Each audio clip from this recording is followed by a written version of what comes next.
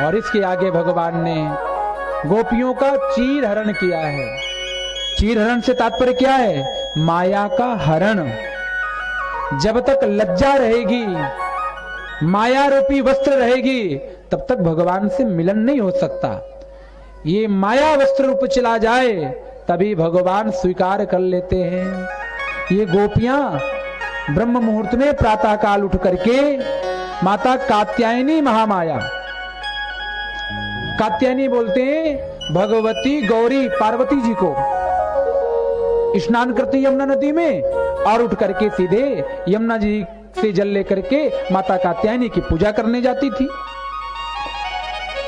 कन्हैया ने इनके स्नान की विधि देखी जो कि सर्वथा अनुचित थी। ये क्या करती थी?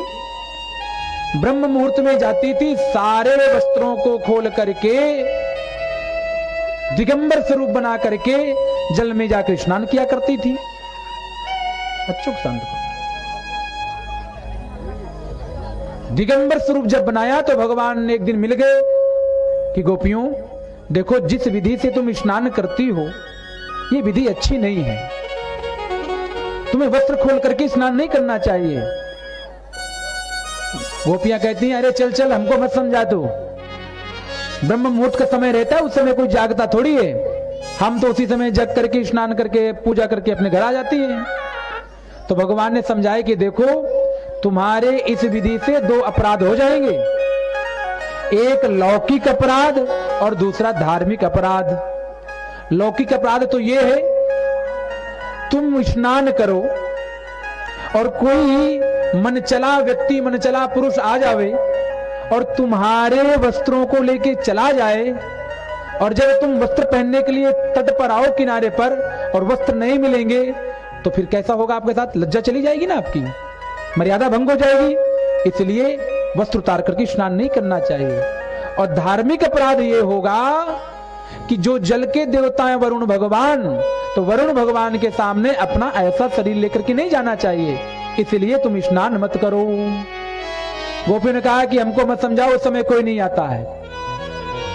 भगवान ये भी कहते हैं कि मैं जानता हूं कि तुम स्नान करते समय क्या कहती हो कात्यायनी माता से और यमुना मैया से, नंद गोप सुतम देवी पतिम में कुरुते नमः।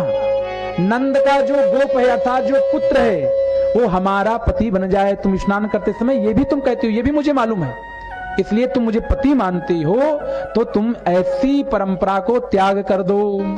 लेकिन नहीं मानी, उसी विधि से स्नान करती रही और एक दिन भगवान ने उनके सारे वस्त्रों को लेकर के कदम्ब की वृक्ष पे चढ़ गए, पता ही नहीं चला।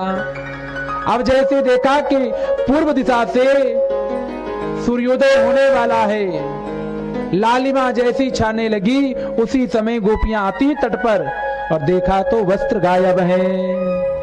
बड़ी चिंतित हो गई, दुखी हो गई कि हमारे वस्त्र को कौन ले गया।